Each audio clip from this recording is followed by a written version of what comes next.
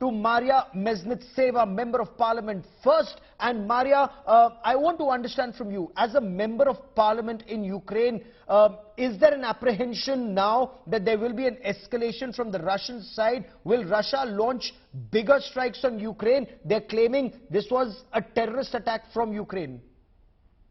Well, first of all, we have only one terrorist country in this story, and this is Russian Federation, who has started the unprovoked aggression back in 2014 and escalated to the next level in 2022 as the full-scale offensive aggression.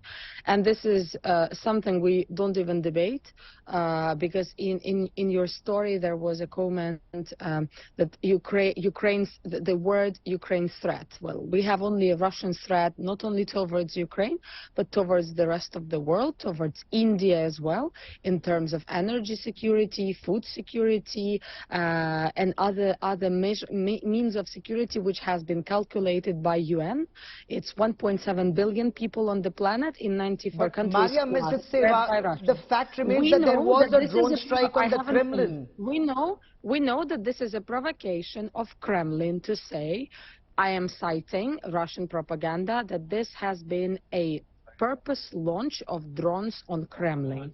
Well, as it was rightly said by your TV channel, we disregard these claims because we view it as yet another provocation prior to so-called Victory Day, which Russia usually celebrates on the 9th of May and the whole world on the 8th of May.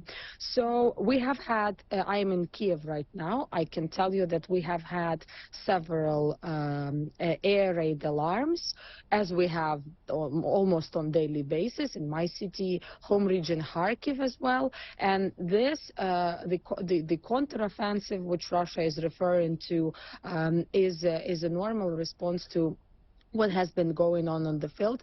They have invaded Ukraine as an independent state, and they should have a response to it. But the drones next to Kremlin, we regard as a provocative story for Russia to start coming with further provocations on the ground. Thank you. So, Mariia Mezentseva, what do you see happen in the days and weeks ahead?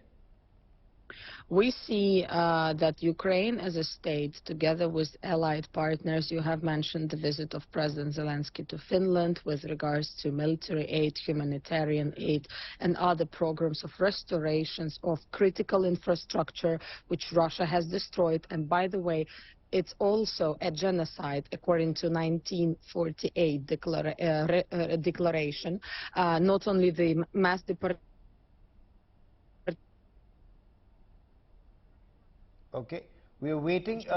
Winning and restoring its territories as of 1991, internationally recognized borders. To this Victory Day, I hope we are approaching very soon, together with the whole world and hopefully with the support of Indian people. But I explained this to me. President Zelenskyy was looking for fighter jets and he was looking for longer range missiles.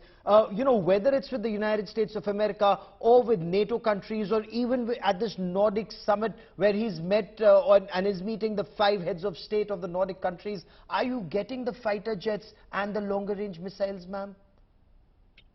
We hope that the deal will be finalized very soon. I want to stress once again, we are defending. We are not offending anyone. We're not trying to, take someone's land, as Russia is doing that. We are defending our territory, and we hope that the spring and the summer and the further seasons will be many victories for us to celebrate. I want to stress once again, it's not just the war of Russia against Ukraine.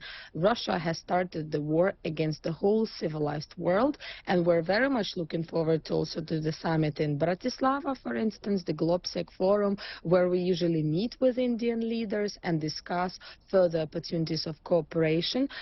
Yet another example of our bravery. But is there a fear? Is there a fear if you don't get the fighter jets that, you know, unfortunately, you haven't got the fighter jets as far as Ukraine is concerned in the past 15 months. If you don't get the longer range missiles, then just with the S-300s or the Patriots, you know, is the West giving you enough just to remain afloat and not win? Is that a genuine fear? Some American analysts argue this war will continue through 2023 and, God forbid, even 2024.